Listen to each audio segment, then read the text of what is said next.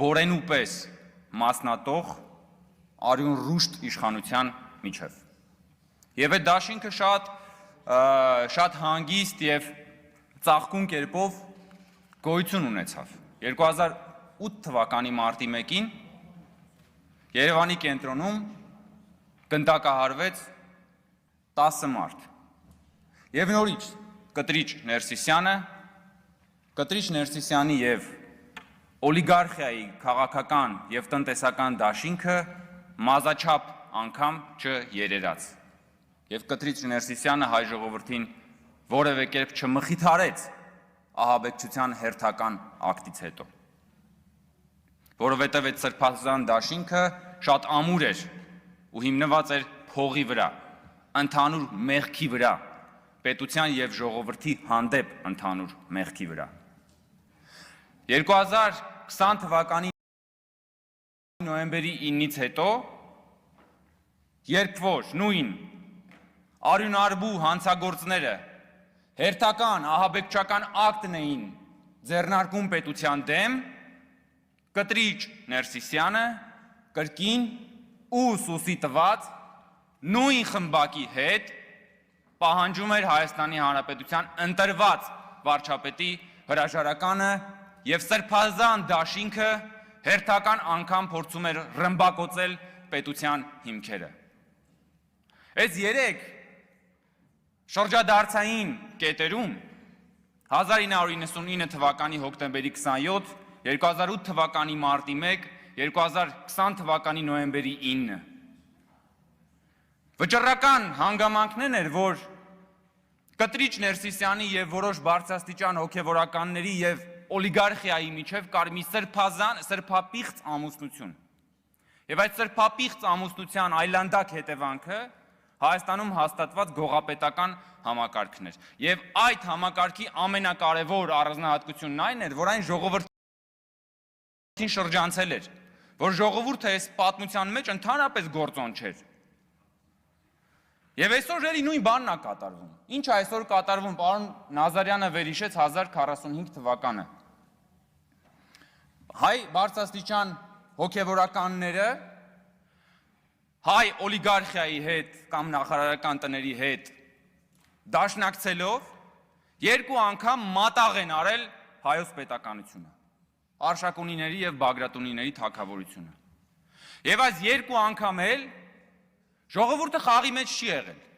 Եվ դա հասկանալի էր, որովհետև այն ժամանակ կարգերն էին ուրիշ, ժողովրդավարություն չէր։ Բայց պետության կորստի 2 դեպքում էլ գինը վճարել է ժողովուրդը իր 100-ամյա, 1000-ամյա տառապանքներով։ Այսինքն եկեղեցու բարձրաստիճան պետերն ու օլիգարխիան պետության գլուխը կերել են և գինը վճարել է ժողովուրդը, որովհետև իրանք պահել են ինչ որ ունեին։ Այսօրվա իրողությունների շրջադարձային տարբերությունը գիտեք որն է, որ Հայաստանի հայ ժողովրդի պատմության մեջ առաջին անգամ, երբ որ եկեղեցու բարձրաստիճան ղեկավարությունն ու օլիգարխիան էլի ուզում է մատաղ անի մեր պետությունը, ժողովուրդը խաղի մեջ է։ Ժողովուրդը խաղի մեջ է, ժողովուրդը գործոն է։ Առաջին անգամ Հայաստանի Հանրապետությունում կա լեգիտիմ ընտրված իշխանություն և կա ժողովրդի և իշխանության դաշինք։ Էսա որ ուզում են քանդեն այս մարդիկ։ Էսա որ ուզում են էլի շրջանցեն ժողովրդի և պետության, ժողովրդի և լեգիտիմ իշխանության դաշինքը։ Որովհետև իմ մոտ միշտ հարց է առաջացել, լավ, խի Կտրիչ Ներսիսյանը բոլոր օլիգարխների, նախկին հանցագործ թալանչիների, արյունարբուների հետ լեզու գտնում է, Հայաստանի ժողովրդի վստահություն ունեցող իշխանության հետ լեզու չի գտնում, ո՞նց է սենց։ Ո՞նց է, որ բոլորի հետ դու լեզու գտնում ես, բոլոր սրբապիղծների հետ լեզու գտնում ես, բայց ժողովրդի իշխանության լեգիտիմ վարչապետի հետ դու լեզու չես գտնում։ Ուրեմն պրոբլեմը ժողովրդի հետ է, պրոբլեմը ժողովրդավարության հետ է, որովհետև ամեն անգամ, երբ որ եկեղեցու պետերը գնացել են օլիգարխիայի հետ մատաղ են արել այս պետությունը, շրջանցել են ժողովրդին ու հետո հաշիվը փակել է ժողովուրդը իր 1000-ամյա տառապանքներով, այսօր ուզում են նույն բանն անեն։ Ու այս ամբողջ պատմությունը սա է։ Ամբողջ պատմությունը սա է ու ամեն անգամ փորձ է արվում ջարդել ժողովրդի և իշխանության միջև գոյություն ունեցող դաշինքը։ Ամեն անգամ։ Եվ ամեն անգամ նրանք իհարկե այս սրբազան, այսպես ասած, բայց իրականում արյունոտ դաշինքը հանդես է գալիս մի նոր կերպարանքով։ Եվ այսօր Կտրիչ Ներսիսյանի վեղարը նման է մի մարտագլխիկի, որի տակ հավաքվել են բոլոր ինչքան հանցագործ ասես, օլիգարխներ, նախկին թալանչիներ, դուրսպրծուկներ, սրբապիղծներ եւ ընտրապիղծներ, հիմնադիր ընտրապիղծներ, բոլորը հավաքվել են այս վեղարի տակ որպես մարտագլխիկ, եւ այդ մարտագլխիկով ուզում են կրակել պետության վրա։ Եվ երեք այդ մարտագլխիկի տակ սահուն կերպով հայտնվեց նաեւ բանը,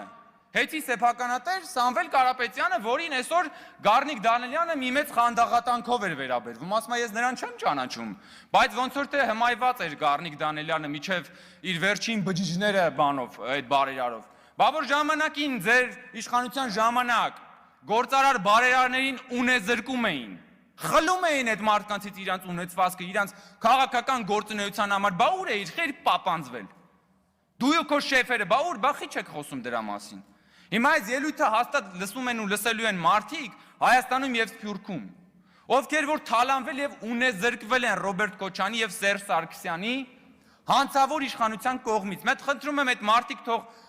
Գառնիկ Դանիելյանին մի երկու բան պատմեն իրենց անցած ճանապարհի եւ իրենց ունեցած փորձառության մասին։ Էդ ուր էր Գառնիկ Դանիելյանը այդ ժամանակ։ Չլինի ինքն էլ էր 23 տարեկան, ոնց որ այսօր ասում էին ինքը չէր հիշում, Եղոյանի մասին էին ասել։ Եկել եք ինչ եք խոսում, բան եք, խոսում եք վեհ արժեքներից, բարերարությունից, թե բա բարերար էր, մի անգամ դուք շնորհակալություն չա, լսեք հələ մի հատ որ վերցնենք նայենք թե այդ բարերարին։ Պետության սեփականությունից, ազգային հարստությունից ինչքան բան ա տրվել, շուկայականից 10-նապատիկ, 100-նապատիկ էժան գներով։ Հետո ինքը մի թուլափա ինչ որ միտեղ մի հատ բան ա սարքել, այսօր բերել եք էդի փորձում եք հասարակության վրա ծախեք։ Հա?